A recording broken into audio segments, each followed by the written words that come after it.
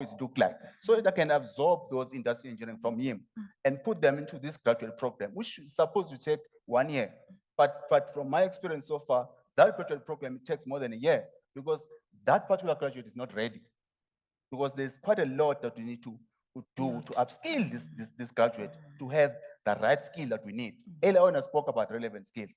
We need that before this employee performs at the right level. If their skill is still short, then it's a problem. So you need to do that for me. Okay. Then also the other issue is that I said to him, bro, I've got the TVET college here next to me. I'm in Humbersdale this year. So we built a new facility there in Humbersdale 5 years ago, but we had to strike it with employment there. But we have a TVET college next to us. There should be a collaboration between us and college to say, okay, there's businesses that are coming here in this area. Okay, what can be done? What skill that you need? As he mentioned, with Ackermans and others, this is a park full of retail, but we are not absorbing people, young talents from that TVET college, but it's next door to us. Why? This collaboration is not happening at the right time. So that's my issue. So, but I believe what we have started with him, I think it's gonna work well. I just want to add that. Yeah. Can we also open it up to more institutions so that we can also shine with you? What you're saying is absolutely important. The idea of not working in a silo mentality. Yes, we have TVET colleges, in most cases where there is a university of technology or a university, there is a TVET right next to it. But you find that the university will shun the TVET college for some reason, yet it has its own mandate of which the partnership can easily accelerate that mandate in a very fast way. So the issue of siloed mentality, Mr. Shezi, I appreciate that you are bringing it to the fore. You mentioned earlier the issue of work ethic, and I started thinking about the lack of professional etiquette. You know, I've sat in the interviews where a student, a candidate just walks in and they're on the phone in an interview. Exactly, yeah. You are chairing, you are like, what should I do? Am I being tested here or what? Then you learn that they haven't been prepared. Yes. They don't know the kind of professional etiquette that is needed when you are in a professional forum, when you're coming for an interview. So we appreciate the work that you're doing, and we want that to request that you expand it further beyond DUT. I'm also inviting myself here. That's why I'm speaking very positively to you. Okay. Mr. Kekana, please tell us about the skills center, artisanry. What does the wholesale and retail SETA have to do with artisanry? And as you speak into that, I would love for you to talk about your thoughts and preparation for use of disruptive technologies such as your 3D printers, 3D printing equipment, Eon technology, and such related 360 assets in that particular center. When the artisan is there, are they just going to do their fit and tenor and they go home? Or are they also going to be, when I'm speaking like this, I'm thinking of Silicon Valley, 40,000 tech startups. We want the wholesale and retail SETA through all these partnerships to be a catalyst for a Silicon Valley in the retail space of South Africa. Starting with your skills center, what are some of the things that you are doing? And please also talk about the disruptive technology, especially in a forward-looking manner. Thank you very much, Prof. In fact, I had requested that they put up a photo of the skill center that the wholesale and retail has funded. So far, I don't see it here, but I hope they are busy working on it. Because the wholesale and retail, as much as you realize the issue of artisan development, it's actually foreign to wholesale and retail. Because when you talk of wholesale and retail, you talk of tellers, you talk of shop managers and all that. So, but what I'm going to talk to will shock you as to how much the wholesale and retail is the beneficiary with regards to artisan development. Let me indicate, some years back, I was on an SABC radio interview, and one gentleman called and said, "You people are wasting our brothers and sisters' time. They must go to university."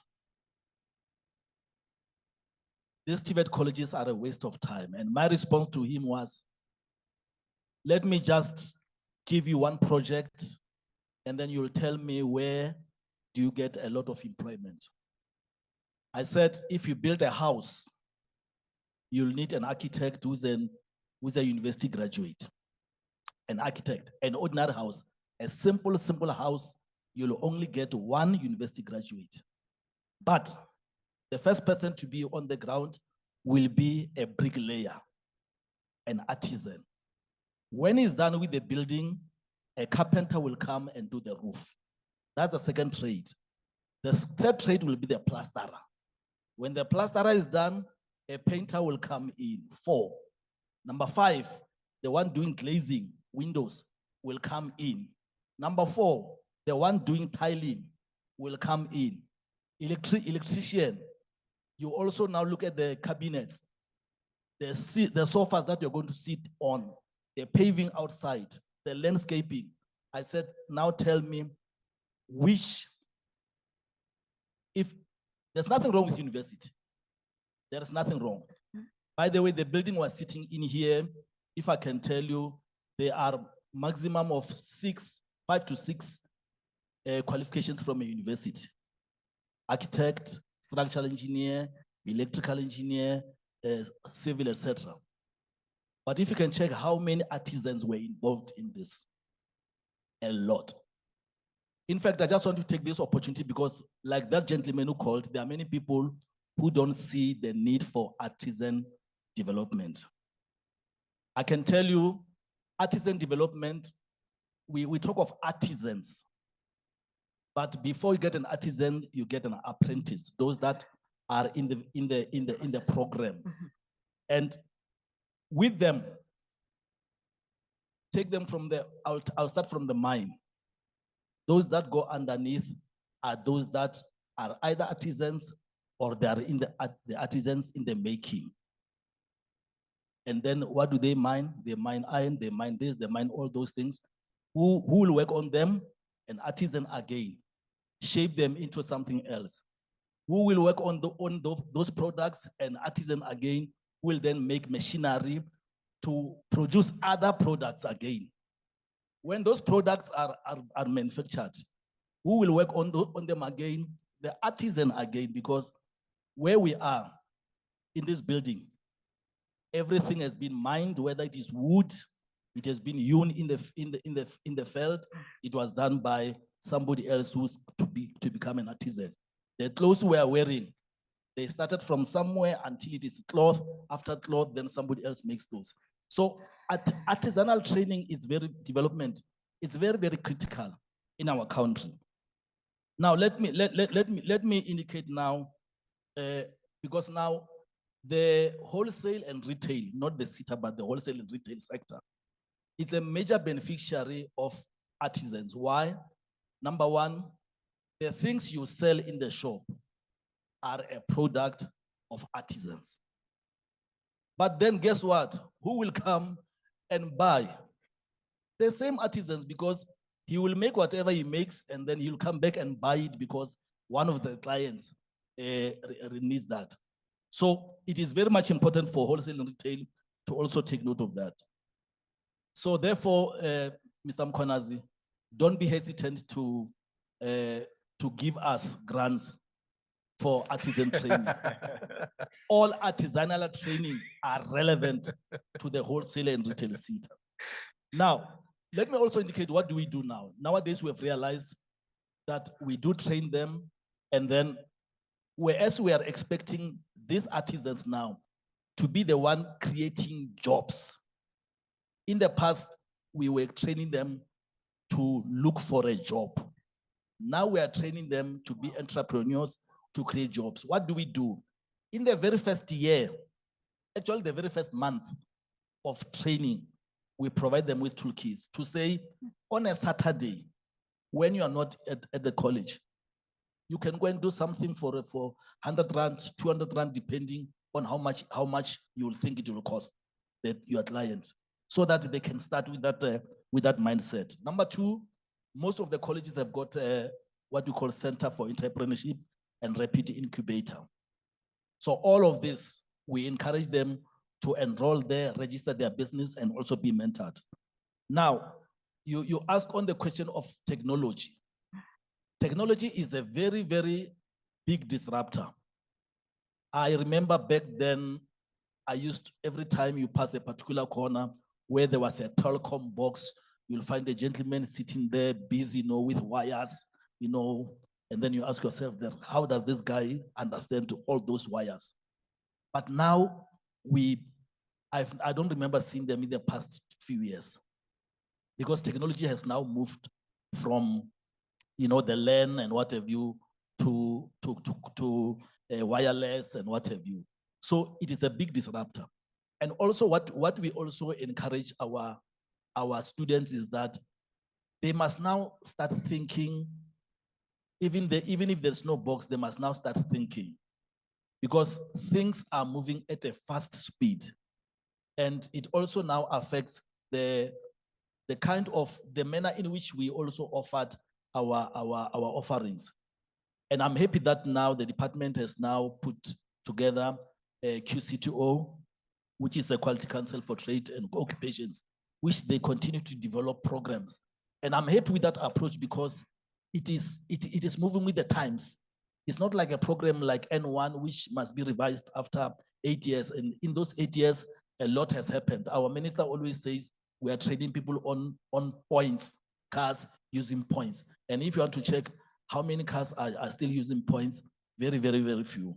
Now, one of the things that I said during the graduations for our artisans was, especially electricians, I said, now you must not just only know what you were taught, but you must also investigate other things. There was a report that, because now we're moving to solar energy and what have you. Now, people have now found a market to steal the solar panels.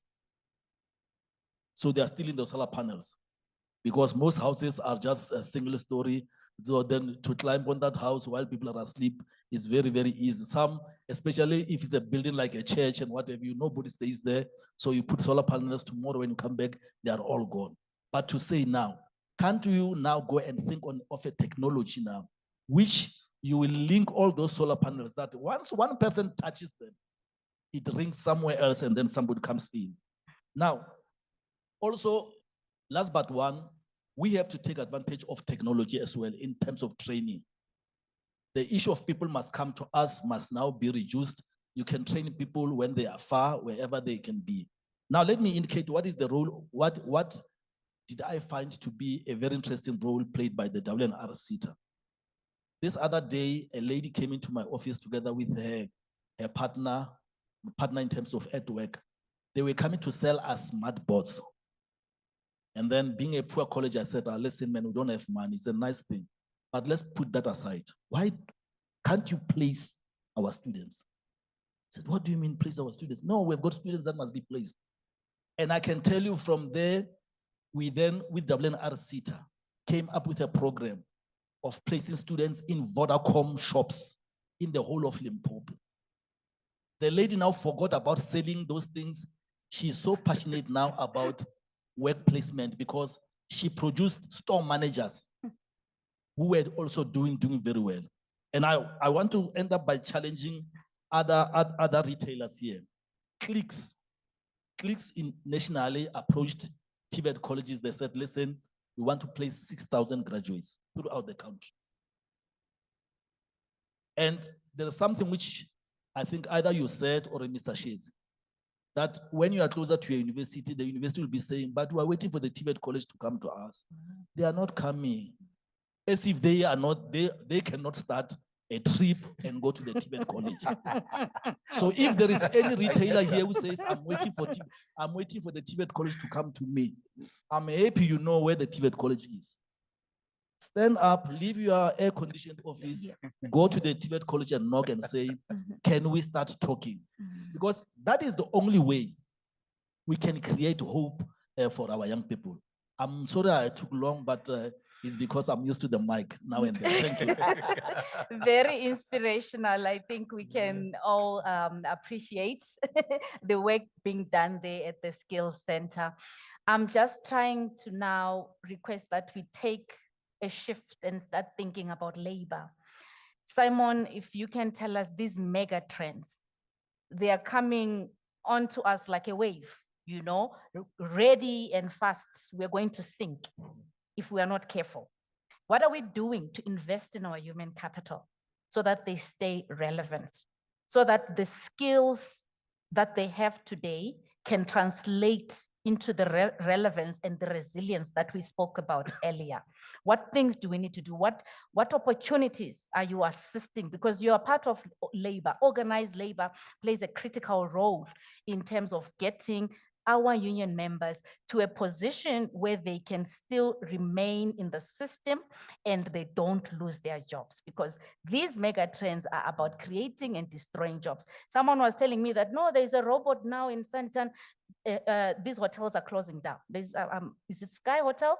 That's got robots. The minute you enter there, you don't even need a concierge. You don't need anything. The robot is doing everything for you. So what are you doing as labor to get your members to upskill, to get them to reskill? Courses, are you pointing them to continuous professional development? Are you pointing them to some micro courses that they can do on a weekend, 3 months courses that they can do digitally online, you know, so that they can grow and they can be able to upskill in the space of digital technology in particular? Thanks, Prof. Is the mic working? Yes. Okay, thanks, Prof. I'm going to answer you partly directly and then partly as a trade unionist and just steer it in my own direction. I mean, if I'm honest, I don't think trade unions are doing nearly enough to prepare workers for the future of work. I'm not sure that that problem resides only with trade unions. I think it resides with business in general, the state, you know, many other institutions. So it's not a trade union specific problem, but I do think that the trade union movement generally is not doing enough. And largely because in our minds, technology is always a threat. You may not know it, but in my movement, both in South Africa and abroad, we have songs about the destruction of technology on work. In places like the US, there's a famous folk song about a chap called John Henry.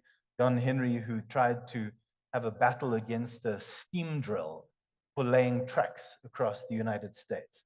And John Henry, you know, beat with his hammer, and he was beaten, and he died in the battle against technology. That's a bit of a fictional story. There may be some truth to parts of it, but you can repeat that story in other parts of the world, which is the fear that technology is going to come and destroy us. And it's not without merit. At the same time, it would be quite foolhardy to pretend that we can deny technology and not find some benefit. So really what I want to do, if I can steer the conversation, is lift out a couple of mega concepts. The first one, and several colleagues here have spoken about it already, is around the concept of collaboration. And I mean, that's the most effective tool, I think, that both working class struggles, but human history teaches us about hardship. Hardship is overcome when people come together to try to overcome it. It's the foundational ethos and principle of the trade union movement. It's anathema to the private sector at this point. Although interestingly, at times of crisis, you see new forms of collaboration.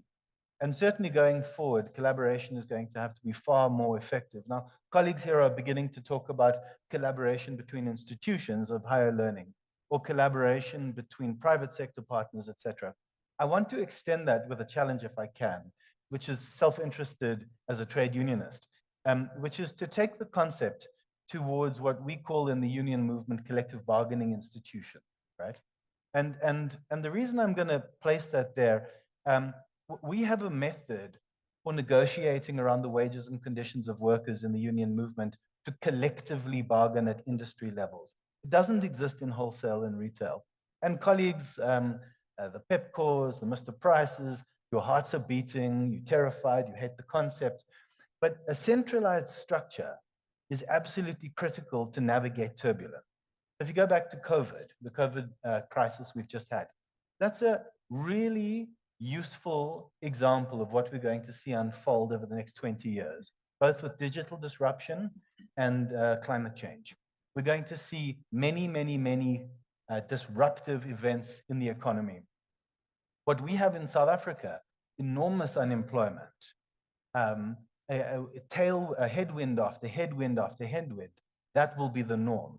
Economies will stop being major job generators, and they're going to become problem solvers in a context where jobs are declining from technology and other things. So I want to propose the concept of a centralized engagement structure in wholesale and retail. It begins to look not just at the skill needs, but the other parts of a pipeline to make an industry resilient. The second thing I want to do is embed the concept of change that is pro-jobs. So I gave the example just now of poor John Henry. John Henry, who died with his hammer in his hand. I won't sing the song, but I'm sure there's a colleague here. My comrade Ross at the board will sing for you shortly, I'm sure.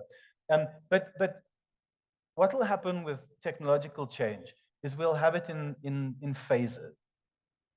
In the long run, we will most likely see job decimation and replacement at the aggregate, at the net level. But in the short run, or even the medium run, we will have displacement with new job opportunities. And so really the question is, how do we create jobs from technology? Now, it is possible. We will be replacing jobs, and the kind of easy example of this is, in the 1800s in England, there was a person who used to walk around with a pea shooter and shoot your window to wake you up. And sometimes they had a really long stick with a little knock at the end, and that was called a knocker up. You got woken up in the morning by a knocker up. Now, those jobs were gotten rid of and new jobs were created. So one of the easy ideas that we can have is technology change can and will create new jobs. But the much more difficult thing is when you introduce automation and when you introduce artificial intelligence of various kinds and robots, what can you do then? We are seeing some lessons in the clothing and textile industry at the moment.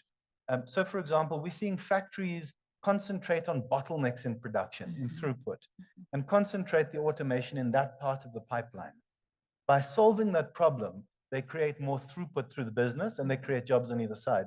So we are seeing job growth as a consequence of the clever deployment of pro-job technology. So that would be the first concept, is let's discuss what does the deployment of pro-employment technology look like. And that will be different to job replacing technology.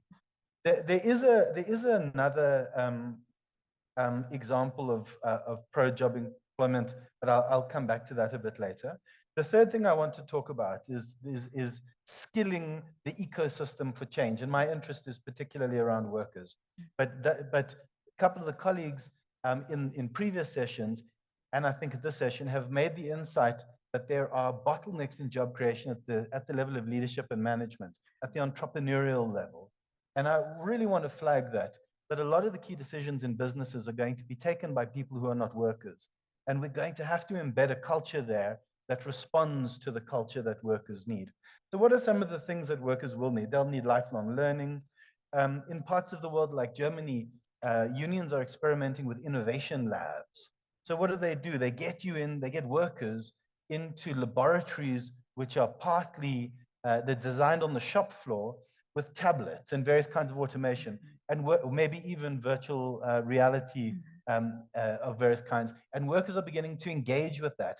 And from that, they then have debriefs to say, well, what do we need to know? What are we missing? So it's absolutely possible that our colleagues in education can start to design the innovation labs, the labs of the future. There will need to be processes by which workers on the shop floor come with their own forms of innovation and can table that. So that speaks to a collaborative workplace culture that needs to be developed. And you can extend this to sustainability and green technology too. I'm going to come to the last thing, which I love putting in conversations about this, because this is the 15-year vision or the 10-15-year vision. I'm afraid that we are making a mistake to believe that we can create enough jobs to solve unemployment. But to be honest, I'm also afraid that we can do that by creating enough entrepreneurs. Now, I'm not representing my union here. I'm speaking only as an individual. So there's going to be two major limitations, and market conditions and market changes will undermine it. If we cannot create enough jobs, and if we cannot create enough entrepreneurs, how on earth will ordinary people earn income in the economy of the future? And so part of future-proofing our citizens, future-proofing workers, is to begin to rethink what it means to have a shared economy and resilience in economy. And I want to place a couple of ideas. The first one is to start thinking about developing forms of wage insurance.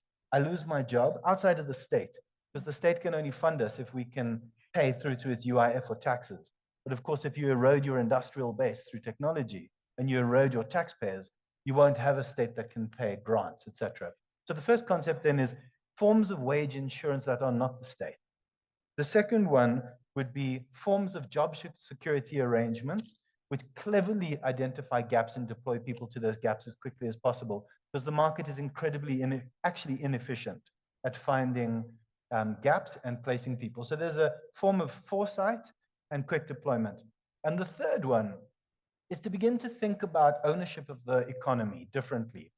How do we begin to identify both the companies of the future and the technologies they use in e-commerce, logistics management, inventory management, platforms, and start bringing more people into the ownership of those, so that as those businesses thrive and they cannot employ as many people, people earn by virtue of being shareholders. Yeah. So beginning to invest in the technology that replaces us in the future. And that's a difficult conversation. It requires financing, foresight. For workers, it will require skills of a different kind. Let me stop there, and I hope that adds some value. Very much so. I'm being given a side eye here about time, but if you may allow, I just want Estelle to conclude, because Simon tapped into the issue of leadership. Is leadership doing enough? Because when it comes to leadership, we've touched on entry-level jobs and you know, the role of labor. But in terms of senior leadership, are they doing enough to build that pipeline in the sense of succession planning that will remain resilient and agile enough? We spoke about governance. Will they be able to transform these institutions in a secure way that also promotes governance in these entities? So if you can just in 30 seconds, perhaps just close off on that. So let me try and stick to that 30 seconds, everyone. So if you look at leadership, and this is my personal view, across South Africa, we're going to have to think very critically as people sitting in private sectors, institutions like wholesale and retail, SETA, and government, on what we do to develop leadership in a context where business is enormously under pressure. We can talk about all these trends, but business as we stand here is under pressure. So I have no doubt in my mind that we've got to focus on not just survival, but where we are now, get the right skill and the right thinking in place so that change and resilience is there. And then we've got to go think innovatively. I like what you said about innovative ways of thinking of the long-term future. I tried, I know it was more than a few seconds, but thank you. Thank you very much. Everybody, this is what we had for you today. I do trust it added value. For us, it was a moment to reflect, and it also opened up opportunities for us to see what other collaborations we can come up with. Thank you very much. Thank you, Prof. CEO, I indeed see the motivation of a 2-day summit. I think a lot of these matters and topics need to be properly ventilated beyond the time limits that we've got. Delegates, if you may just allow me, I'll take 2 pressing questions just in the interest of time, if there are any, whilst the panelists are still on stage. No questions, no pressing questions. Okay, there's one there, okay.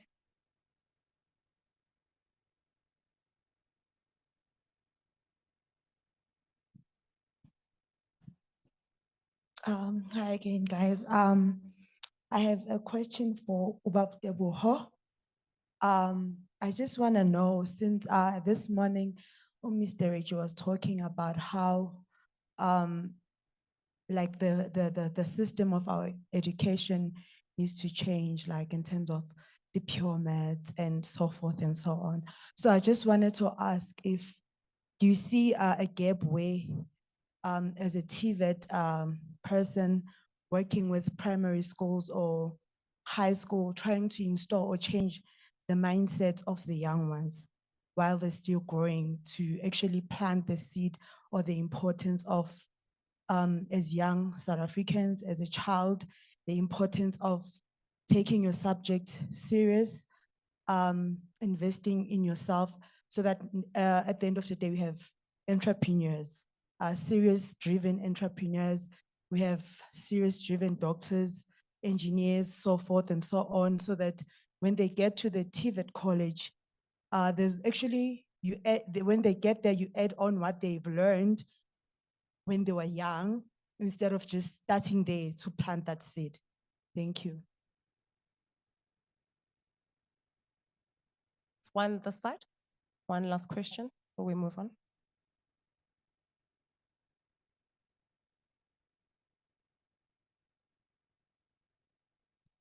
Good afternoon. My name is Nsako Mhlanga, representing Wethuza Consulting.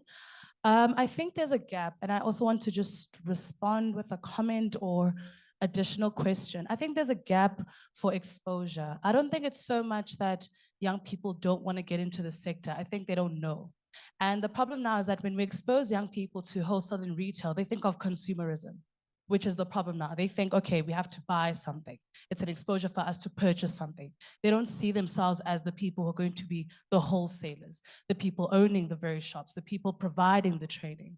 So I don't think it's so much of them not wanting to do something. I think it's the fact that we're not giving them the opportunity. Having engaged some of the stakeholders that are the beneficiaries, they're talking about they just got exposed once and it changed their lives forever. So I think it's more of a call to action to the SETAs to say, perhaps we need to go to the spaces where we find these young people to give them this information so that they know. I mean, how many young people could we be empowering and emancipating just by them knowing what WNR SETA does for them specifically, considering how much we actually buy and considering that we actually have the buyer's influence. So I think it's more a nudge to the SETAs to say, where the young people find us, and hint, hint, we're at the malls, we're at shopping complexes, and let's have activations. Let's go to them, and they're there. Trust me, I'm there. Yet again, we note that, thank you very much, the issue of awareness comes up again, CEO. There was one question. Who's gonna take it? Are you gonna take it, Principal? I hope she meant me.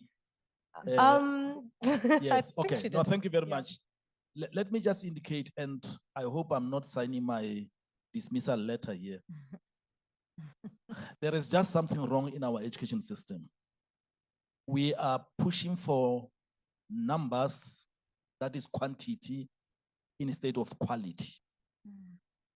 I think it was the CEO, the chairperson who spoke about pushing students to do maths literacy. Why? Because when they do maths literacy, they will all pass.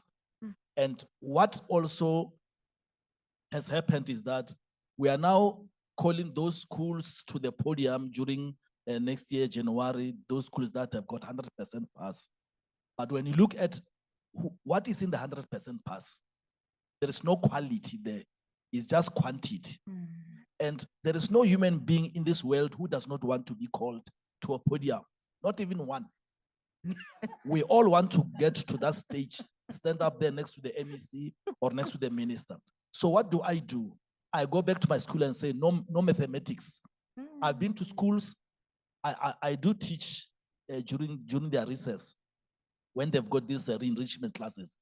You go to a school, the whole school, no mathematics. Then the question is, will we ever get artisans from there? The answer is no.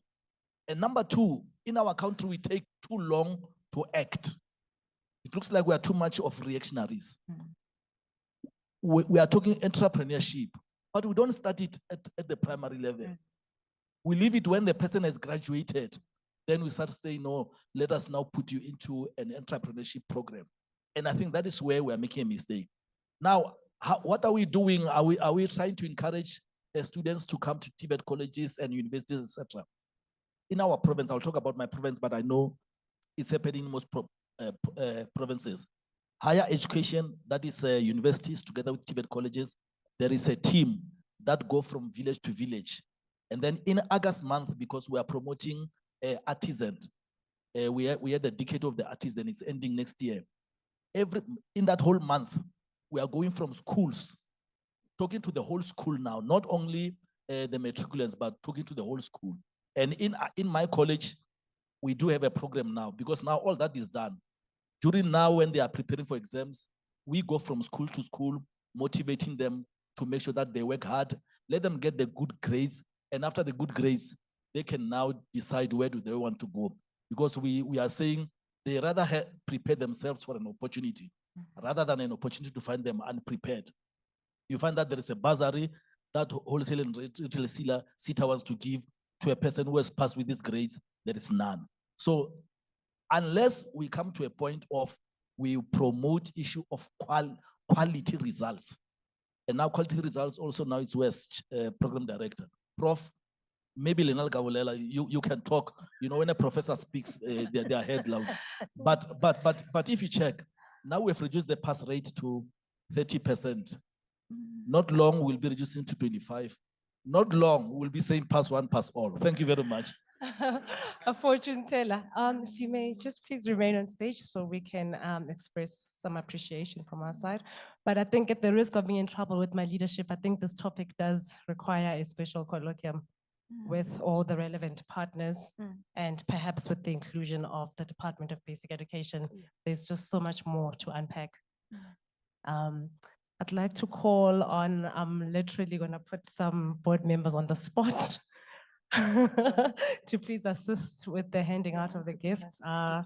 Can I please ask Mr. Zvele Esogabo to come forward, and perhaps the acting COO, George, if you can please come forward and assist with the handing out of the gifts, and also to remain on stage for a photo opportunity. Thanks.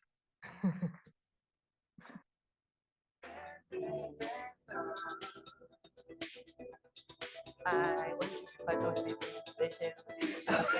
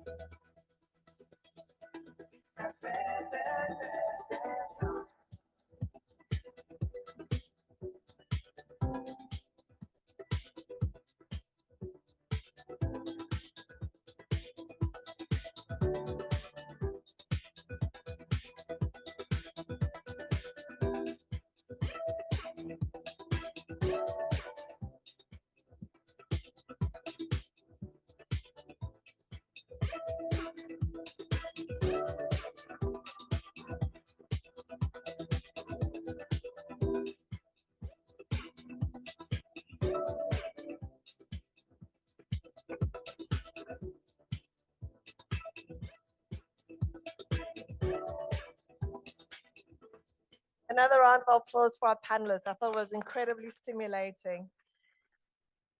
Our final panel discussion, I think, is going to be one of the best. Certainly been looking forward to this one. We're going to be led by Dr. Deborah Machad, who's going to really outline for us the WR-SETA strategic priority areas for the next 2 years. Key enablers and partners will share their perspectives on the SETA's priorities, as well as the required partnership to contribute to these priorities. Dr. Machad is the SPPE executive at the WR-SETA, and we'll be talking about this priority skills plan. A big round of applause for Dr. Machad. Joining Doctor will be the following persons, if you can please come up. Jeffrey Ndumo, Director General, the Department of Small Business Development. Advocate Mikateko Maluleka, Director General, Department of Women, Youth and People with Disabilities. and Masingita Masunga, founder and ambassador of Above Normal. A big round of applause. Thank you, Doctor.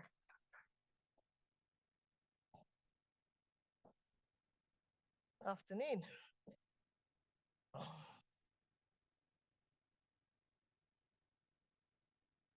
I want to get straight into it, so I'm just going to put this loose thing somewhere.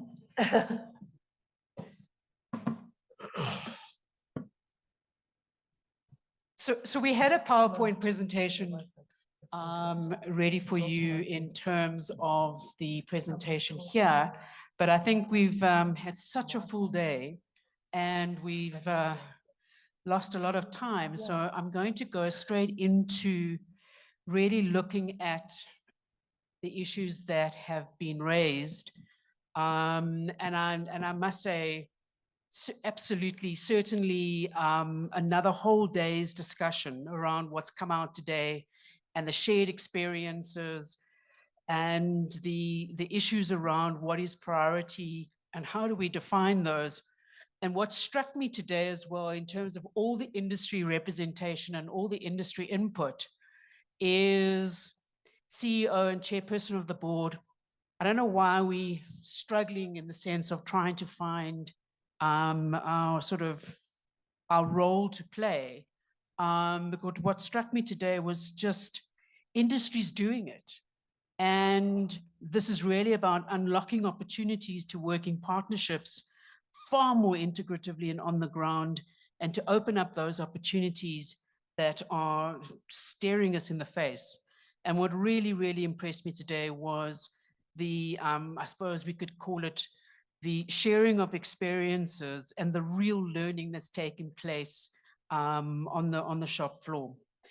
So with respect to the various sector priorities, I mean, we covered so many of those areas today, and in particularly, you'll see this starting to come through our planning and part of these conversations. And I want to invite everybody here today and those that are online and involved in our sector to really come to the discussion around the next 2 years.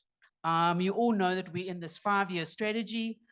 We're now doing a whole complete analysis of what we've done in the last 3 years, and we'll be publishing those and having discussions with the board and the rest of the SETA and with industry, and to look at the various priority areas in the next 2 years and the remaining 2 years. And then, of course, what we really need to start doing is measuring impact of what we've spent over the last 5 years, not necessarily in rand terms, but in resources. So what has emerged today, and I want to ask and start with the panelists. Sorry, my back's but if you just excuse my back for a minute, but to welcome you to the stage. And I think from the discussions that you've heard today, and if you had to talk to the industry, but also offer your experiences in where you think the WNR SETA and the WNR sector should be prioritizing within the world of disruption, new skills, new qualifications. And I must just say, in recent times, and I don't know if you could touch on this as well, there's a big issue rolling through at the moment, and there is a lot of intensive discussion around, and we kind of skirted on it today, the non-credit bearing or informal training and the relevance of this training that leads to skills development and addressing skills needs that industry might have or the learners might have. So if you could, I'm going to start on my right-hand side. And if you were faced with this challenge, not only as an organization, but could impart with us that we could take note of and use that in our strategic thinking in terms of the way forward, what would be the advice that you would give the WNR sector?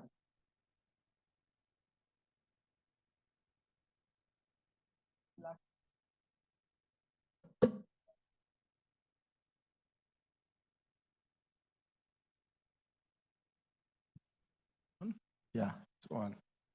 Look, thank you very much, Program Director. And my name is Jeffrey Ndumo. I'm the acting Deputy Director General in the Department of Small Business. I just wanted to correct the earlier error saying I'm a DG. The DG in the department is Tulisile Manzini. She is the one who's the DG. She will be very, very upset if she learns that I've appropriated now that title.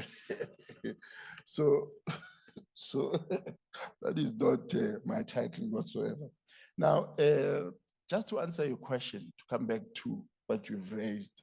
Look, I mean, I've been listening with fascination on the previous discussion that that took place here. In fact, it pointed out new things that we need to be thinking about. You know, and I was asking myself, I said, this is the new thinking that we need to imbibe if we are really to be relevant moving forward. I think there were issues of data analytics that is required. And I think SETA needs to, how do we assist in that domain of really producing data analytics? And also, in fact, there were issues that were raised on artisanship. That is not only just employees, but they become also involved in entrepreneurship. For me, I think these are the things that we need to be thinking about, which the previous really discussion touched on them. The part of the issues that are facing South Africa is the high level of unemployment. Really, whatever that we need to do is to assist really to temper with this high degree of unemployment. And I think skilling our people in the areas that are being articulated here is should be one of our priorities. For me, I think that statisticians are needed. How is the SETA assisting with that? Even though they were talking about the journey of a student from basic education to university. But there are those that are already lost in the system, who are already unemployed, who don't have the future. What are we doing about them who missed that journey? Because that journey was missed to a number of our people who are sitting at home, unemployed, and they don't have any future.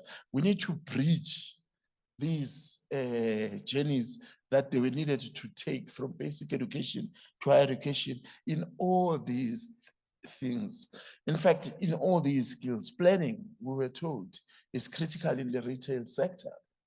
And how are we assisting those who are already in education, basic education, and even who are coming out on high school and universities and techs to start getting involved into these areas. And this for me begins to be priorities. But the other priority, which is big for us as the Department of Small Business, is the increase of entrepreneurship. Because seriously, let's be frank, if we were to address employment, you know, there was a study that was conducted that pointed out that we need to create 1 million entrepreneurs if South Africa is to address the current unemployment levels that it is facing. So the challenge is enormous. How is the SETA assisting us to take some of those students who are already skilled, some of those whom are part of your program? I was listening to a program, there was a startup skill program. How we also, including in that startup, an element of entrepreneurship so that we can assist some of the our beneficiaries to think in the line of entrepreneurs. How many small businesses are really being targeted for this particular, by this SETA, especially those who are in the retail space, on the informal side of the retail space? It's huge, the retail space in South Africa, especially in the informal side. In the informal side, you've got we are contending with foreigners who are bringing very compromised goods to our community. And also, are we really assisting that informal businesses to acquire retail skills and strengthen their entrepreneurship and grow those businesses to be much more formidable and withstand the competition that they are facing with the foreigners who are coming in South Africa, bringing cheaper goods and all the other goods that are highly compromised, which I hope from an enforcement point of view, we need to get rid of these things as quickly as possible because some of them are beginning to kill our people. Seriously, I think the Department of Health needs to do massively, and we need to help it to remove these illegal goods that are in our townships and in the rural areas. Because, to be frank, I was looking at some of the films, I was really flabbergasted of what those people are selling to our people, really. And I think these are things that we need to address. And these are the priorities that, for me, we need to really pin down. We have developed various incentive schemes. Are we aligned? Are we aligned with the SETA so that you begin to utilize our incentive schemes to assist businesses to grow? Because there has to be an alignment, or otherwise we are working in silos. People were talking about silos in the last group, and I was listening. We need to really just remove these silos. There has to be an alignment between WRE SETA with us and the work that we're doing. And in fact, there are a number of programs that we're doing that we need to start aligning. We are supporting the development of incubators, for example, in our area. How many can we develop those incubators for those who are in the retail space? Can we do that and be able to develop that together with the SETA? And also the issue of hubs. Hubs are also the interventions that we are driving, and business infrastructure we are also driving. Part of the business infrastructure might be how do we maybe really bring together those informal businesses in a hub where they can be able to collectively sell, but their infrastructure is much more of high quality, much more better off than the way they are doing their business currently in this format. And I think we need to be working on those details. We have also implementing the program which is called TRAP. In a nutshell, it's called Township and Rural Entrepreneurship Program. We are funding businesses in townships and in rural areas to a tune of about a maximum of R1 million, so that we can assist the development. And we believe that some of the retail spaces and the future in retail, we can look at really funding, working in partnership with the SETA. I just want to end there. I will come back on a second round. Thank you very much. Thanks very much. Can I move to the next speaker? Thanks, sir. Can I move to yourself in the sense of what is your advice and areas of prioritization and possible collaboration further with the sector and the SETA?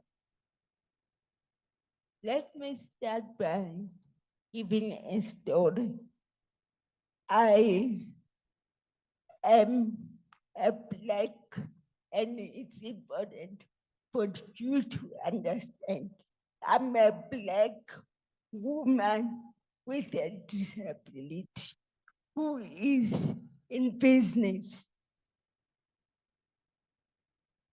Now, I've got a holistic fitness company that does nutrition, that we take to retail, nutrition and apparel, that we try to get the market in retail mainstream. I write an email to one of the South African retails, not mainstream, but they are retained. Even on airlines, they are retailing. I write an email on the advice of one of their clients whom I was trying to get them to list my products. So they said, no, we've got an agent that's a retailer that we're using. Okay, fine. I'll do everything I'm told to do. A day later, I get an email back, a response. We have an international market, so your products are not for our market. I could take that, but the next statement is what got to me. And this person says, oh, and by the way, on that product, there's a spelling mistake. You should be looking at that. And you've got a line in another product where you say, we believe you are worthy. And they said, you are worthy is L'Oreal's slogan. So be careful of that. Firstly, I wasn't looking for business advice. I wasn't, here's my point. We're talking transformation. And if we're talking big disruptors, you cannot separate that from transformation. But we talk transformation from a position of privilege. And that's one of the biggest problems with transformation. I find that as a woman with a disability, I always say this. It's funny that I get it excluded economically, but I don't get excluded as a consumer. When I go to the retail, nobody checks my disability, and they don't decline my money, and I pay the same price.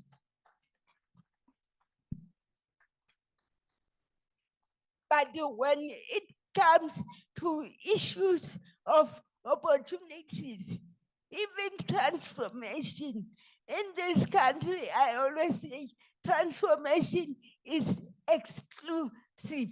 It's not inclusive, because in most cases, when there's issue of transformation, it's race and gender.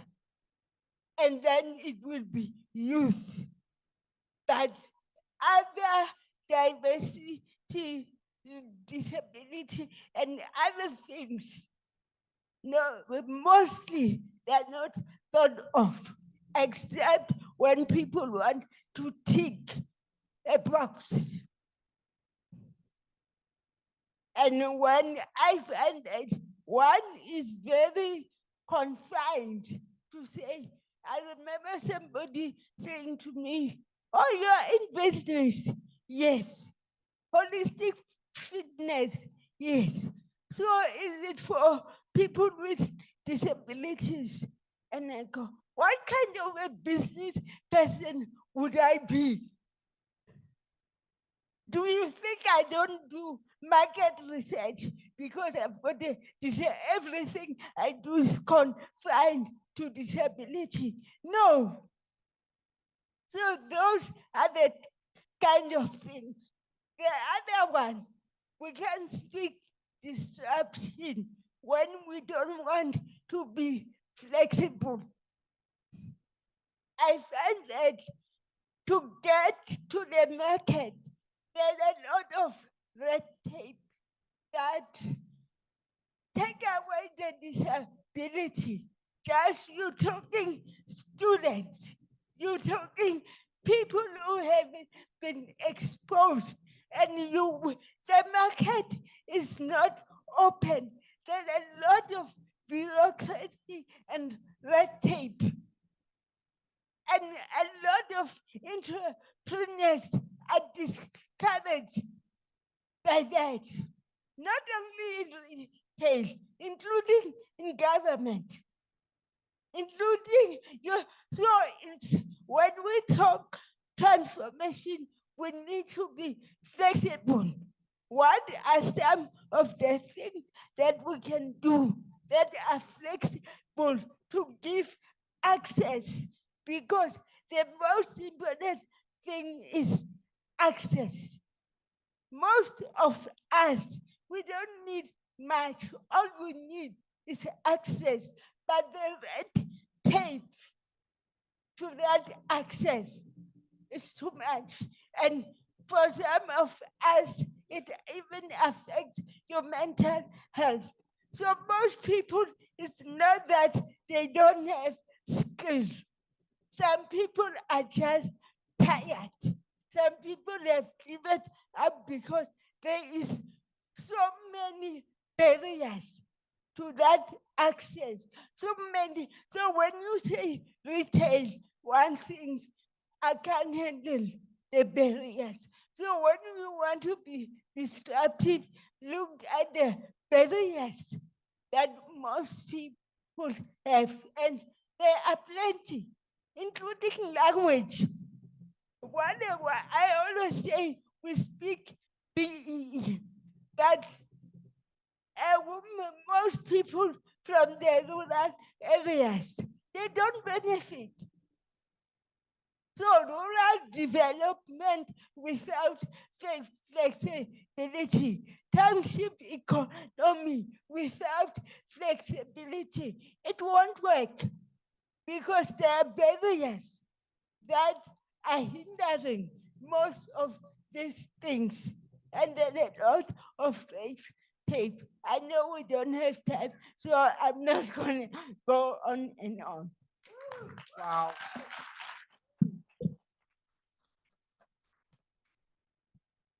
Thank you very, very much for that. I think we can close the session now.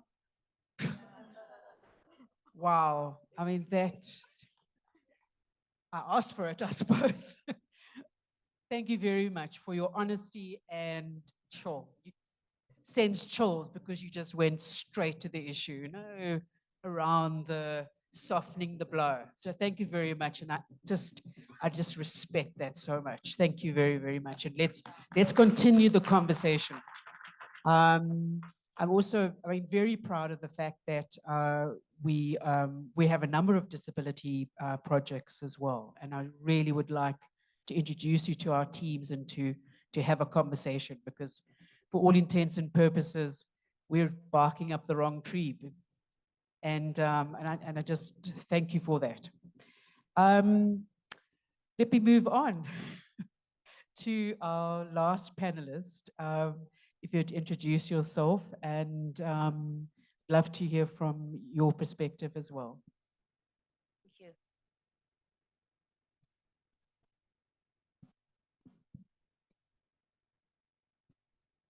Hello? Oh, yeah. Thank you very much. I'm Mikateko Maluleke. I'm the Director General of the Department of Women, Youth, and Persons with Disabilities. And as you're speaking, you challenged me because the presentation that they had prepared for me, the presentations are prepared for us, was focusing on statistics and whatever. But I thought, no, I don't want to speak about statistics. I wish I had, taken that approach where I talk about the challenges of women, youth, and persons with disabilities in the wholesale and retail industry. But I thought, no, let me not whine, because they think I'm there and whining and all those things, but it's true. And the statistics that I saw for persons with disabilities is 0 point something. It's less than 1 in the retail industry. But also, I didn't want to talk about it because the first thing that I was going to say was the wholesale and retail industry. Women are employed as contract employees. They are not they're not permanent, they're part-time employees, where you find that for many years, somebody works for 20 years and then when they leave, they don't even have benefits. So I thought I'm not going to talk to that, but what you've said really touched me. I wish I had approached that, but I saw what I was expected to say being about partnerships that SETA and the Department of Women can, you know, embark on. There's a program that the Department of Women, Youth and Persons with Disabilities is working on. The mandate of the Department of Women, Youth and Persons with Disabilities is to lead on socio-economic transformation of women, youth, and persons with disabilities. In fact, no, it's to lead on socio-economic transformation on persons, on women, youth, and persons with disabilities through mainstreaming advocacy, and others. It's a long mandate. We also have the responsibility to convene different government departments or even private sector. Our mandate covers not just government, it's government, private sector, labor, civil society. So we can convene and bring people together. So looking at the fact that our mandate, one of our mandate is about youth, and youth is the biggest population in South Africa. And they are the ones that are mostly affected by unemployment. And when you look at the purpose of unemployment is multiple, because in some instances they have degrees, but those degrees, they are not in demand out there. They have degrees that are not talking to the demand out there. So we then approached the Department of Defense to request them to lead the National Youth Services Program. The National Youth Services Program focuses on training young persons, but we approached Defense because we thought Defense also has the responsibility to train young persons on character, you know, character building, because one of the challenges that we have because of the collapse of families and all those things are the challenges that we have with young people out there on social ills and other things. So we thought the program will also include that. But we ended up with a program where we have 6 streams. The first one is maritime skills and oceans economy, engineering, construction, and manufacturing for infrastructure rollout and maintenance, food and agriculture, value chain industries, digital, ICT, and 4IR industries, defense, safety and security, community-orientated services. We looked at how, and I think the principal and others spoke about this, that some of the young persons, they drop out before they even complete a grade 9.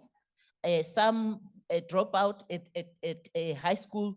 And those are the people that are enlarging the number of persons who are unemployed. How do we make sure that we skill them?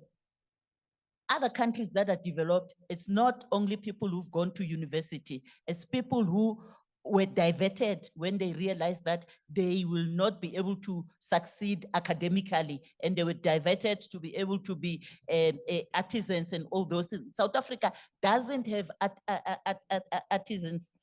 When was that Kusile and the other plants were established, they had to go to the Middle East to go and get artisans because we do not have artisans in South Africa.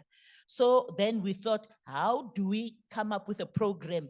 And it doesn't have to be a bricks and mortar building where young people have to go to school, but where we have something like a UNISA, where young people can study at home and everywhere else digitally, but it being linked with the industry so that once they have learned the theory, then they can be placed somewhere else in order for them to be able to get the skills.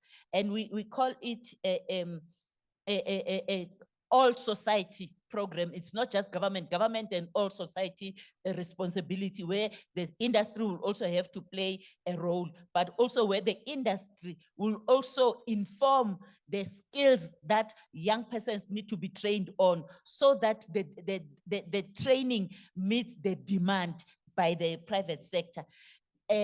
Also, we thought there is gaps in skills and employment ecosystem. The two are not speaking to each other. You have the supply, which is competency assessment, bridging courses, and others, which are not talking to each other. And the qualification, somebody was talking about the QCTO, SETA regulations, universities, and all those, and the training centers, but also the demand, because you have the employers in between is the supply, the employers and regulators, but also the demand, the industry and the demand drivers. The demand drivers would be your job and employment, matching fund, for example, government, if the SETAs and private sector are contributing to the skills development, how much is government contributing to match the requirement of that? Now it doesn't speak to each other. People, yes, there are skills, there are companies that are applying to SETAs to train young persons, but when you look at the skills that are produced there, sometimes still they're not required, or they're not the ones that are demanded by the sector. So how do we make sure that SETAs, government, and the industry work together in order to train people? So the program that is being developed, or that is being established by the defense, is to ensure that we bring everyone together to play a role in terms of ensuring that we produce young people that can be placed, but also that can be skilled either for employment or for them to start businesses. An example, one of them, the pilot is going to be maritime. South Africa as a country, we are within 3 seas. People know the 2 seas, they know the Atlantic and the Indian Ocean, but there's also the what do they call it, Antarctica. We have 3 seas, but you find people moving from the coastal land, coming to Gauteng to look for a job, and yet they could be making money at the coastal lands where they are. But the challenge is that we have not equipped people. How many schools do we have on maritime? We don't have schools on maritime. I know that in Western Cape, there might be a primary school or a high school that is incorporating maritime. And in terms of the TVETs and tertiary, I don't know how many actually have a department that focuses on maritime. But maritime is big. There are countries in Europe that the whole country is depending on maritime, where a country is a developed country and it's rich. South Africa has that potential, but also who are the people who are involved in maritime? We know that in South Africa, it's one of those countries where they say we're a country which is unequal within itself. So you find that it's white people, and yes, there might be black people that are coming in, but they're very few. And also you have few Indians that are in maritime. So how do we ensure that we bring in the others? Let me give you the statistics that I presented on. These are not the latest statistics that States SA has produced. I was presenting at the Cabinet Committee on the youth policy. And one of the things that I presented on was the numbers of young persons. Black African youth, they constitute 71 or 79%. Indians, 500,000 young persons, coloreds, 1.7, whites, 1.1 million. So if, no, sorry, man, it's young black persons were 79%, and then Indians were about 3%, whites about 10%, and then the other percent were Indians. But to give you a picture, I'm just saying 79%. So if you come up with a program that is going to address young people, shouldn't you take the numbers into consideration to say the budget that we're going to allocate, this much must go to young persons so that we can be able to up the numbers to be able to empower young persons. But I've seen the trend is that most of the time people will say 30% Black persons and 30% women. That thing can no longer work. It worked in 1994. Now we need to say 70% or 79% young Black persons. And then the percentage must link to the population numbers, not according to the laws that have been drafted in 1994, which didn't speak to the actual problem that we have. So we would like the WRCTA, because what we looked at in this program, the 6 streams, we're just looking at the training for these people to be employed or to start their own businesses. We didn't involve the WRCTA. So we'd like to meet with the WRCTA in order to look at what would be their role in this National Youth Services Program. Thank you. Thank you very, very much for that. Can I ask, I know we're pushing against the clock and traffic and all the things that keep us level-headed. Can I ask the audience if there's any questions for our panelists who, by the way, thank you very much to everybody. The input that you've given is a whole day's worth of conferencing in itself. So I'm very, very glad you limited to the time. Can I see if we could, if there are 2 questions? There we go.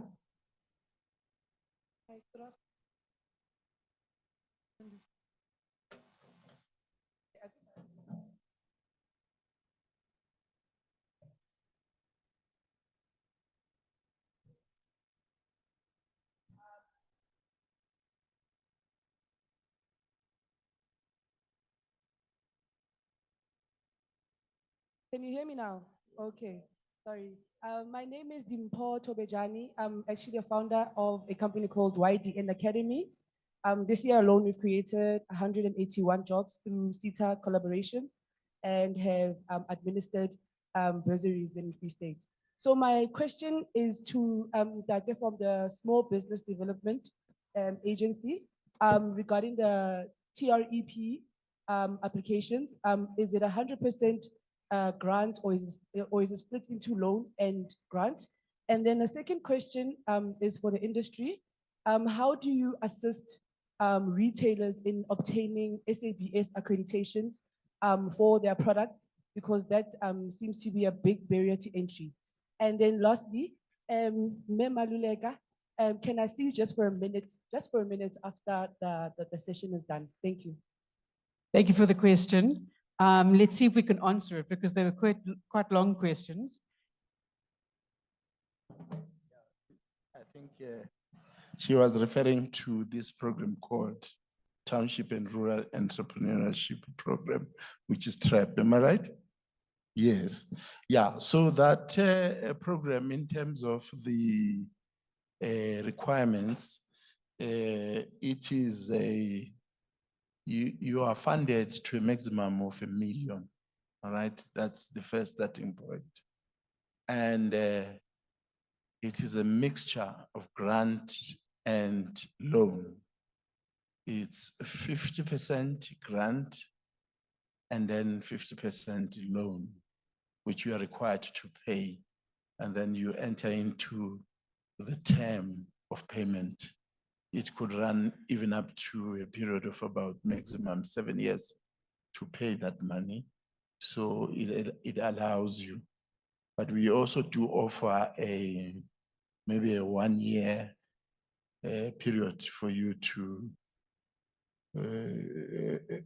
so a break for you to recover if you are a startup, for example, and then you pay maybe on the 2nd year.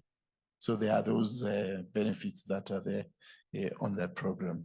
Yeah, thank you very much. And both women-owned, youth-owned, and any owned businesses qualifies to get that loan, as long as you are in the rural areas of South Africa and you are located in township in terms of where you're doing your business. Thank you very much.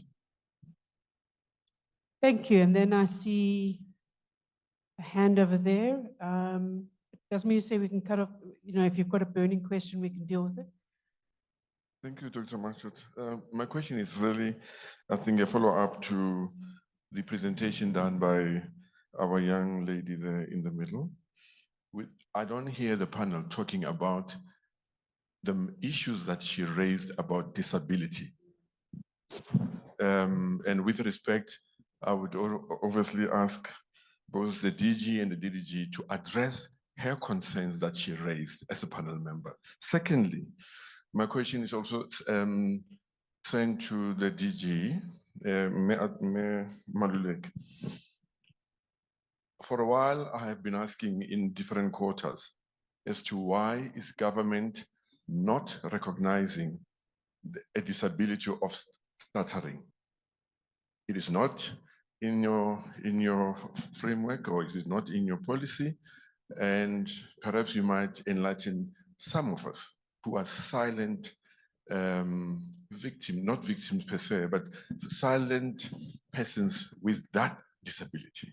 And it is, in most cases, overlooked or underlooked to say, you go on with life, you will manage it as best as you can, and nobody just recognizes it.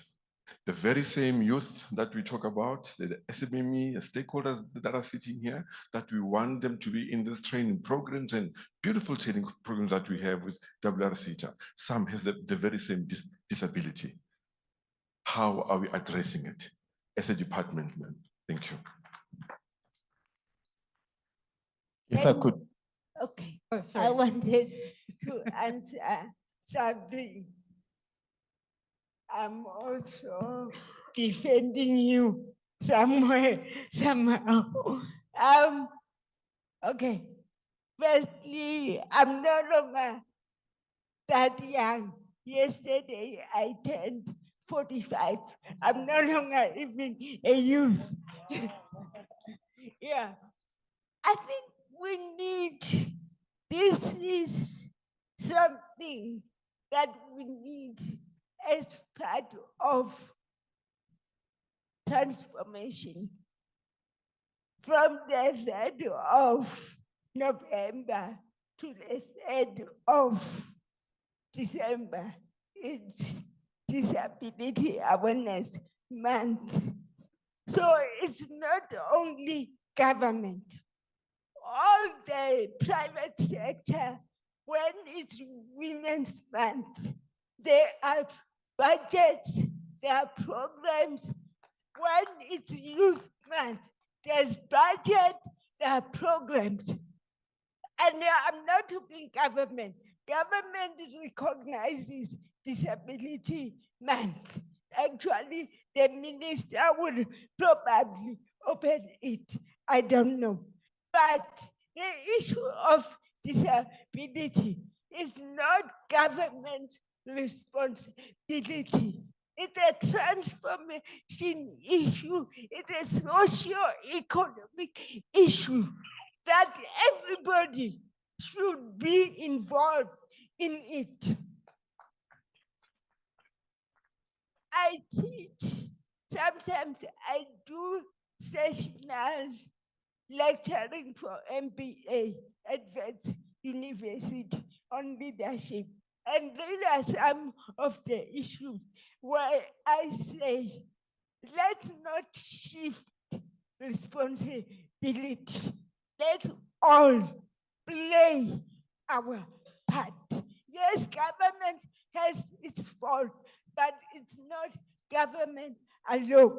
And when it comes to stuttering, right now we're actually pushing for mainstreaming and inclusion. Actually, if it were possible for me, I would prefer for people rather not to look at me from a disability point, but from a human point. Because disability, I am a Black woman who happens to have a disability. So when it comes to benefit, you benefit, it's what we say about disability grant.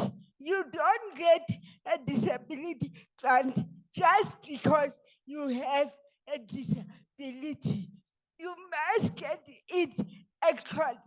If it were not for our socio-economic status, the rightful benefactors of disability grant are not people like me. I'm privileged to get a disability grant because I can work and I can acquire a skill to get an income. It's just unfortunate because of the barriers. Most people are excluded from the economy, but most benefactors of disability grant are not supposed to because they're able. Actually, most of us are fighting for our independence because I don't want somebody to decide my quality of life. I decide my own. So what I'm trying to say is, let's not sensationalize disability. Yes, it's transformation and all of that, but let's take it from an inclusion, diversity, and transformation where we are all responsible for it. Because also as a person with a disability, like as a woman, like as a Black person, I also have a responsibility that when there are opportunities, I do my part. It's not just that it's all about transformation, but we also have a responsibility to do our part. Thank you. Oh. I just want to add a few. We are held accountable by the department as government to comply with all the designated groups targets in terms of women, youth, people with disabilities. We are every year expected to report on it.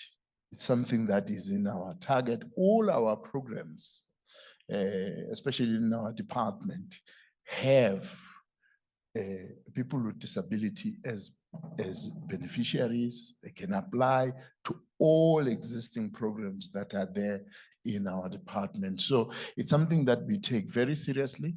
And I think she's quite correct. I think this is something that must permeate across not only just in the public sector, but also in the private sector, extremely in the private sector, because really, let's be frank, the bulk of capacity and investment sits in the private sector. That's where big difference can be made to assist people with disabilities. We are even at the level of employment, are pursuing targets on employing people who are disabled in our department. I'm telling you, we're struggling. I must be very frank with you. We're struggling to meet those targets. We are engaging all associations on people with disability to help us so that we can make sure that we meet those particular targets. But they are sitting on us because when we are reporting on any program, on any incentive, we need to show how it benefits people with disability. Thank you very much. Thank you. Last comment? Thank you. I was looking at what is the percentage of your department in terms of equity, It's, at least. it's 7%. Yeah, 3.8.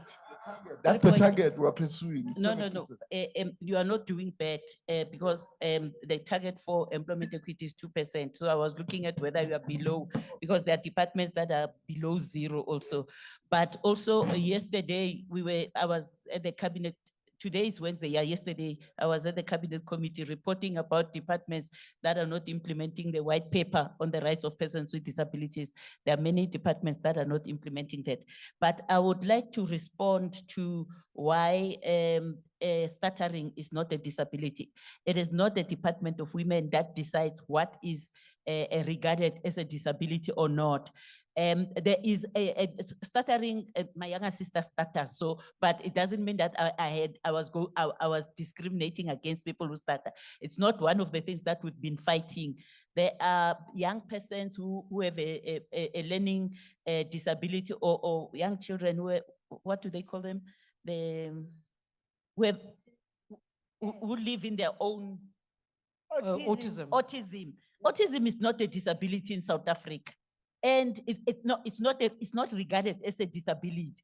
And we are saying it must be regarded as a disability. So there is a committee in the Department of Health that decides what is disability and what is not disability. In other countries, autism is a disability, but albinism is not a disability. In South Africa, albinism is a disability, but autism is not a disability. But in terms of us facilitating the empowerment of persons with disabilities, we are looking into that. One of the things that yesterday we've managed to achieve, but it's just that I'm not sure whether it will apply to private sector, because the white paper on the rights of persons with disabilities is a government policy. She'll help me. I'm not sure whether it applies to the private sector. In terms of the Employment Equity Act, the disability employment equity target is 2%, but the white paper says 7% by 2030. If government, the average disability employment equity appointment in government is 1.5, are we going to reach 7.5? So yesterday we requested the cabinet committee, we requested that they must up it to 3%, and then every year it must move. So 2024, 2025, it will be 3%, 25, 26, it will be 4%, just like that, so that government can be able to improve on that. But that is one aspect in terms of employment. But there are still other things like reasonable accommodation of persons with disability and other aspects that government is not implementing. So all those, we are looking at that and we are writing reports. But the challenge with the department, and many people say, what are you doing? We don't appoint ministers, we can't fire ministers. That's why we go to cabinet to say, Mr. President, your departments, your ministers in these departments are not complying. We're hoping that he will do something to ensure that disability is integrated and mainstreamed in all aspects of government. Thank you. Even board seats, even boards. Yes. In boards, because all your boards, there are no people with disabilities. Let me not say any career limiting agreements. But I see there's, MC, there's one question, and that gentleman looks like it's a burning question. So over here, oh, you, the lower mic.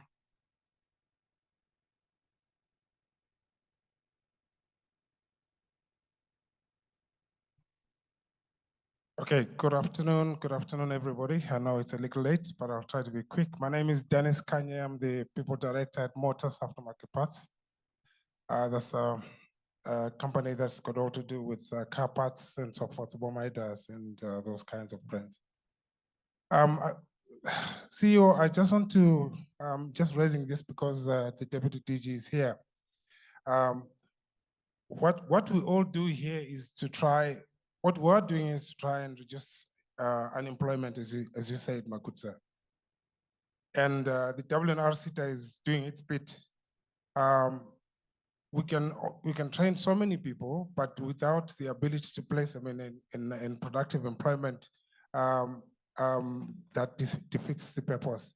So the collaborations that George was talking about earlier with funding houses and so forth, those collaborations are quite important. But I think this actually needs to be driven at your office from a perspective of young people growing in business.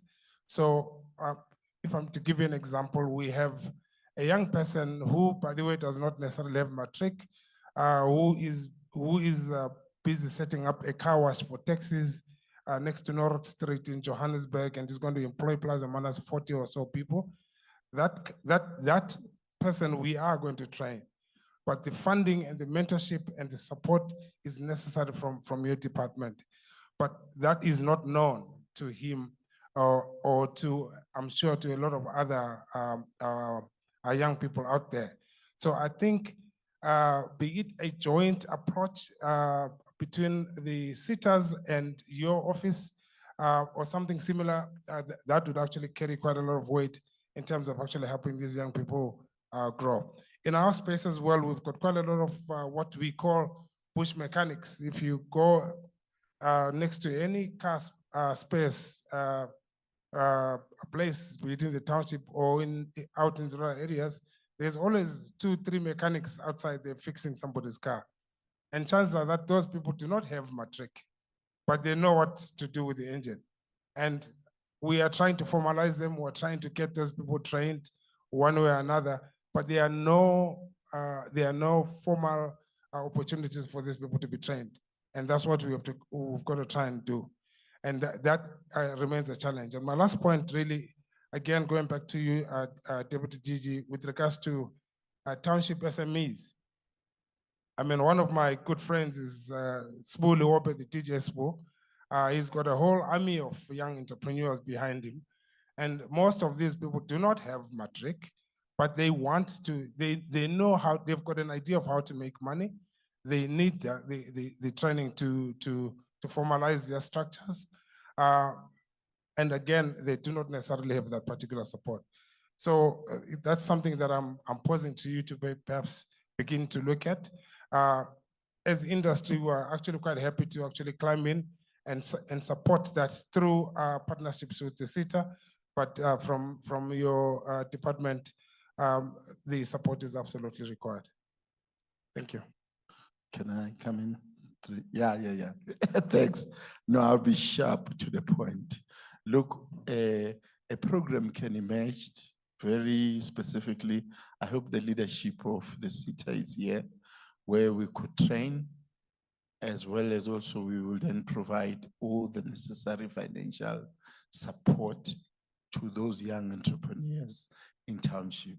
I can assure you, if we work with the SETAs in driving that and it becomes a well-structured program, it has a high level of being successful. And we will, next time when we meet here, we'll be reporting how many successes have we've reached. Please let us meet after this meeting to talk about how we can really practicalize this. Thank you very much. Thank you very much, DDG, and thank you, DG, and thank you, ma'am. I've just thoroughly enjoyed your input and your very, very, very honest take on issues in life. I'm actually quite happy that we didn't put the SETA's priority plan down, even though my research manager is probably looking at me with those glaring eyes, because I think the issues are not only raised in this platform now, but through the entire day, we need to go back and look at the next, those strategic priorities, because I think the earth was opened up today.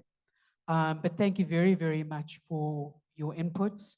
And may I hand over to the reigning MC for the evening session.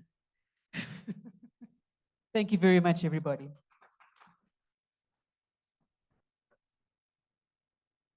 Thank you, Dan. I'd like to call on the CEO, Mr. Tom Kwanazi, to present the gifts to our fellow panelists and to take a picture as well.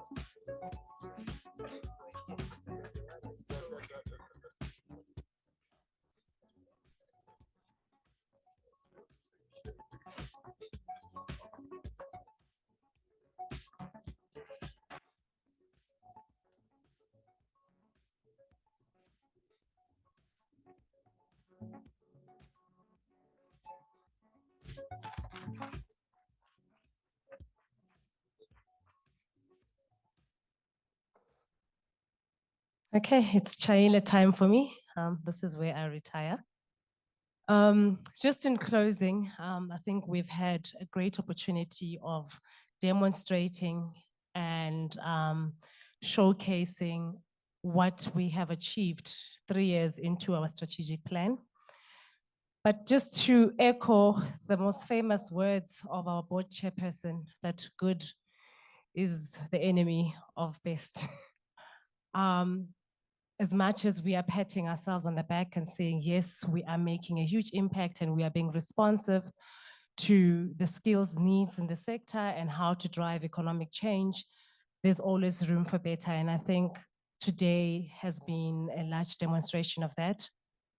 There's a lot of input that we need to take back and relook at, as my colleague, Dr. Machad has said, relook at our key priorities in terms of how we can finish strong with the last 2 remaining years of our strategic plan. So thank you, Chairperson, for always driving us to the next level of excellence. And I think what came out very strongly today is the importance of meaningful partnerships. That is, it is really the only mechanism that we can truly drive programs that are relevant and programs that really do redress the socioeconomic issues that we face as a country. I do not wish to do the closing remarks, but that was just me saying, Chaile time, I'm retiring. I'm going to hand over to the CEO to give the closing remarks of the summit. Thank you. Thank you so much. I'm not going to spend most of your time. I think the majority of probably that I wanted to say has been said. So I don't want to be like those people that I'm going to be short, but they don't come short. So just to really say, first thing, we've listened, we've had the presentations, we've got the inputs, we've been challenged, and all that information is all that information is going into into our documents, and we've really received an input. We've got different processes in the SETA to deal with that outcome 1 that we saw on the NSDP. So this is just was one of that process. So there's been a lot of taking of that information here. It's been compiled. It will be circulated back to you on the information that was shared today and the input. But on the other hand, as a SETA, we'll be taking all that information and see how we can infuse that into our plans moving forward. Lastly, just to thank program directors for the sterling job, being patient with us. Thanks, Tendi and Lindiwe. Our stakeholders for being here, all the stakeholders from companies that, from institutions of learning, private training providers, learners, beneficiaries, everyone that has been part of this program, we really, really thank you. Department of Higher Education for being part and supporting us in our work that we're doing. We really thank them. All the presenters that have presented today, I think you just, as Debbie has indicated, just unravel a lot of thoughts, discussions, insightful thinking that you came up with. So we really, really thank you for that. Our board for allowing us to have this session and just spend the time here and just hear what we on the work that we do and also the inputs in terms of how we can move forward. Our collaborator, NTA, for coming all the way from Windhoek and being with us here. And it's clear that our collaboration is working. And lastly, just to thank the team that put everything together. We're not taking lightly all the work that has gone through in putting all this together. We really appreciate it and thank you very much. And if you can drive safely, and thank you very much.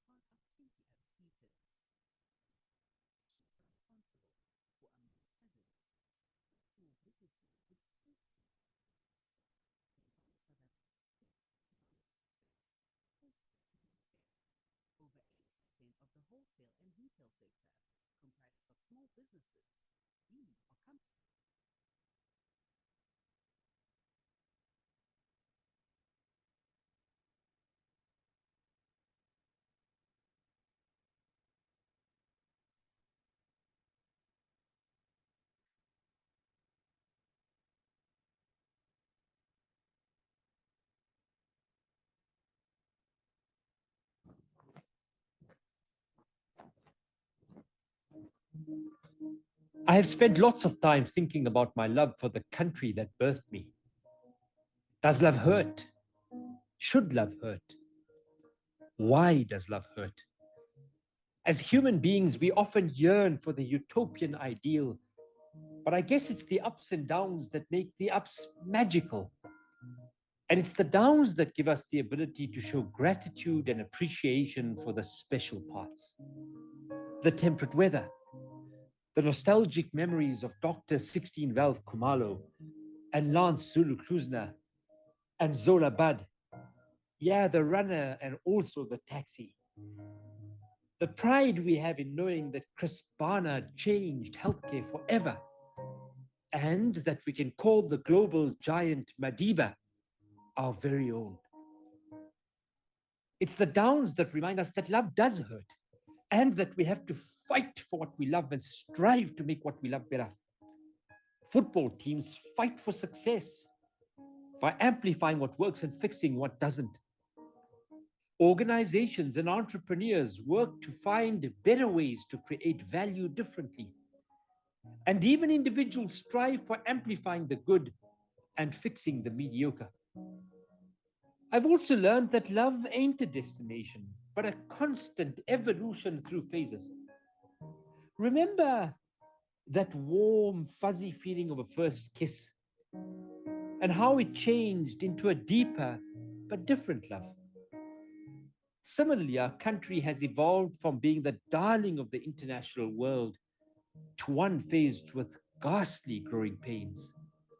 The pain of unfair inequality, the pain that this young democracy is now older but not necessarily wiser, as it has not been able to create inclusive economic change that lifts the tide so that all boats rise. Pain and pleasure coexist and force us to question, is love worth fighting for? Of course, I want to give my all for what I love. I want to find how, in my small way, I can make an impact. How can I call out inequality more?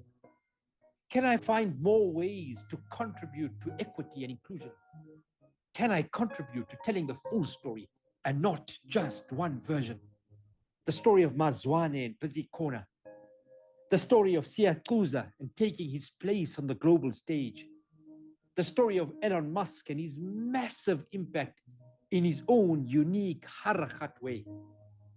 The story of Trevor Noah, from Josie to the world.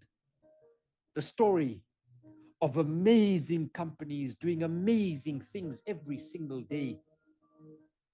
And the story of South Africans saying that this is my country and I will make a difference to it. And together our difference will have a massive impact. So yes, love is special, but also love requires you to appreciate and value the full picture. Love requires you to play your part. Love requires you to be able to do more and to be more. In essence, love requires you to ask how am I going to frame the society that I live in? So back to my original question, does love hurt sometimes? I found the best answer in this quote. Love isn't always perfect. It isn't a fairy tale or storybook, and it doesn't always come easy. Love is overcoming obstacles, facing challenges, fighting to be together, holding on and never letting go.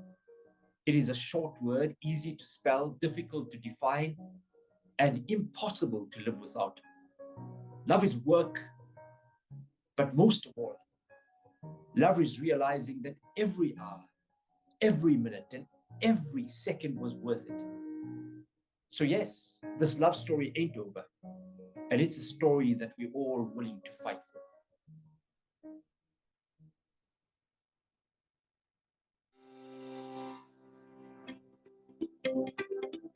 The Wholesale and Retail SETA has been facilitating skills development in the wholesale and retail sector since 2000.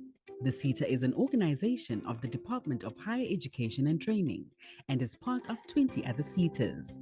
These organizations are responsible for, amongst others, to equip small businesses with skills to become competitive in one of South Africa's biggest economic sectors, wholesale and retail.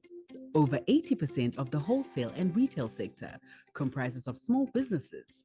These are companies employing between 0 and 49 employees. Some of the benefits to SMMEs for participating in skills development include the following: receiving 20% of levies paid to SARS, participate in learnerships, bursaries, and graduate programs, receiving grants of up to 9,000 Rand for training, develop skilled employees to increase profitability to grow your company and the country, receive tax rebates for learnerships.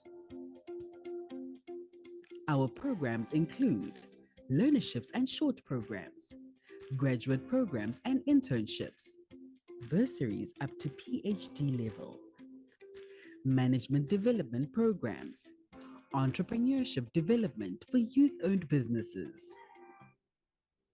How can your small business benefit from the WNR SETA programs? Companies with an annual salary bill of 500,000 Rand and above must complete a workplace skills plan to indicate their training needs each year by 30 April. The SETA assists companies to submit this document at no cost. The WNR SETA also supports companies with less than 500,000 Rand salary bill and do not pay levies through the following programs. Informal traders and micro enterprises capacitate informal traders on basic business management skills to run profitable and sustainable companies. Youth Enterprise Development Program to mentor and coach young people to run or start their own businesses. Beneficiaries receive grants to invest in their businesses. Small business is big business.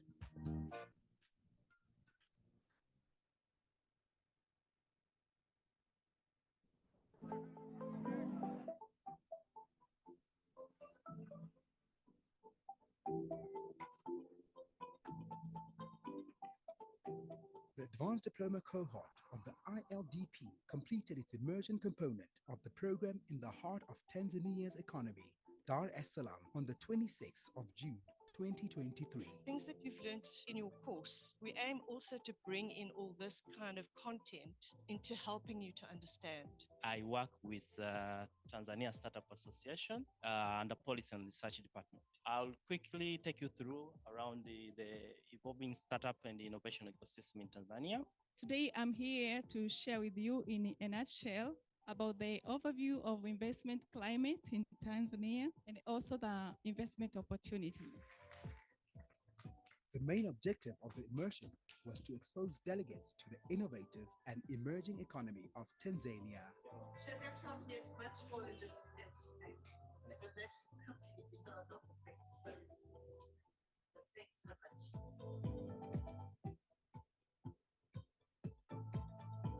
My name is Nolthando Mayende Malepe. I'm the High Commissioner of South Africa in Tanzania. The first thing to mention is that Tanzania is an important partner for South Africa. Our freedom fighters were accommodated in Tanzania during the struggle period. We now need to partner with them in terms of economic development. This part of the program comprised of carefully crafted engagements with leading thought leaders and immersion into wholesale and retail companies for benchmarking and learning best practices that are advancing the economy of Tanzania. Good afternoon. Welcome to our office, Nature Ripe Kilimanjaro. I'm Fatma Riami, the managing director of the company. I'm also the shareholder. This is a family company which started in 2000 as mango growers. We are in 5 regions in Tanzania at the moment. We have 26 regions. It's the issue of marketing and also transport. So we try to go to as many exhibitions as possible so that we can get to as many customers as we can. Do you sell anything online? We started online, when is it? A week now. So it hasn't picked up yet. It's direct to customers. You go into the application, you order what you want, then they'll deliver it straight to you. The cohort spent a week in Dar es Salaam, exploring its economic as well as its social landscape. Delegates learned how Tanzania has risen from underdevelopment to create innovative solutions to propel the drive for socio-economic transformation and accelerated economic growth.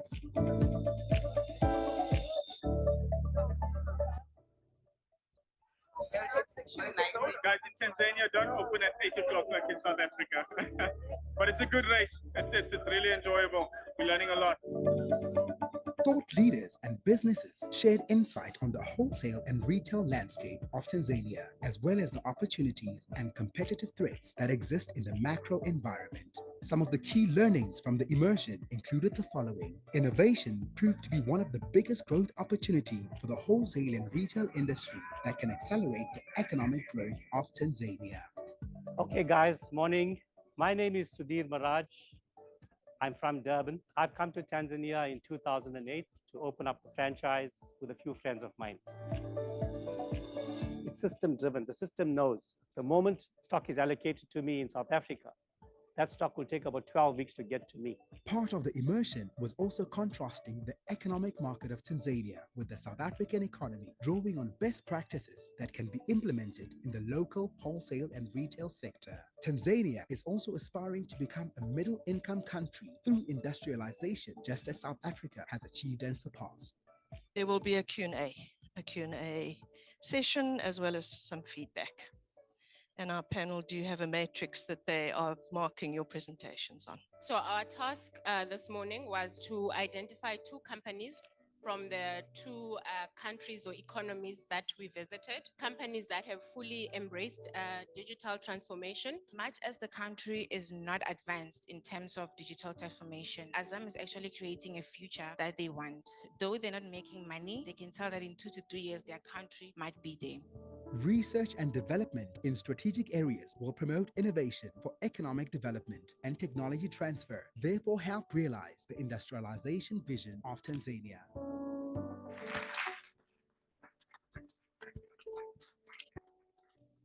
Tanzania is a very young market with a great future in terms of developing its digital and retail sector. Great opportunities for South Africa to invest in this country.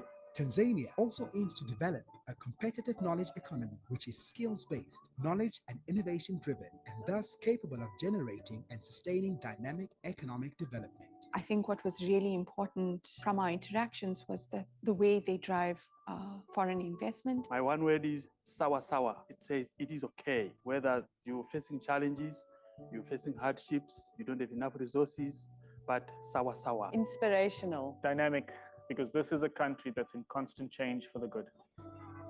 ILDP, developing globally competitive leaders for the wholesale and retail sector.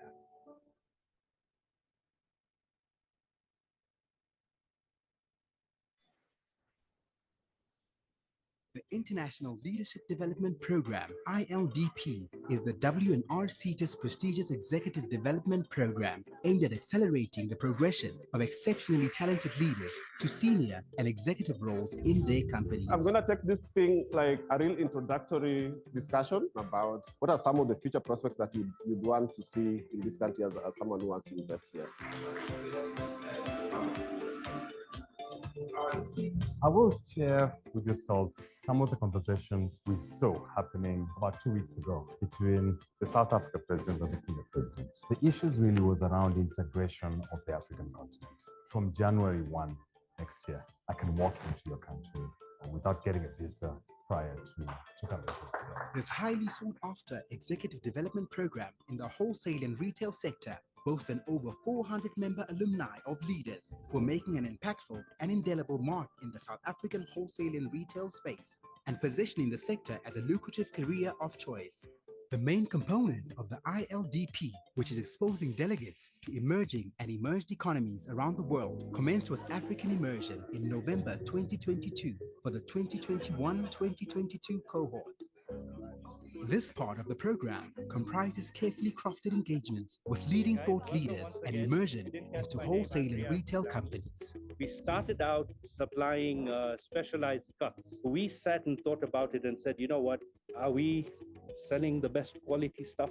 So we transformed one of our branches into a specialized pet food production plant. The first part of the African immersion of the ILDP focused on the developing market of Nairobi, Kenya. Delegates of the postgraduate diploma in business administration spent a week in Nairobi exploring its economic and social landscapes. Knowledge is power, knowledge is influence. And as a young Black female executive, I felt that this immersion has really enabled me to become more powerful and more knowledgeable in my role and function. If I had a magic wand, I would say each and every single senior manager and executive to be or is already come on such immersions. It opens up your world to so much more.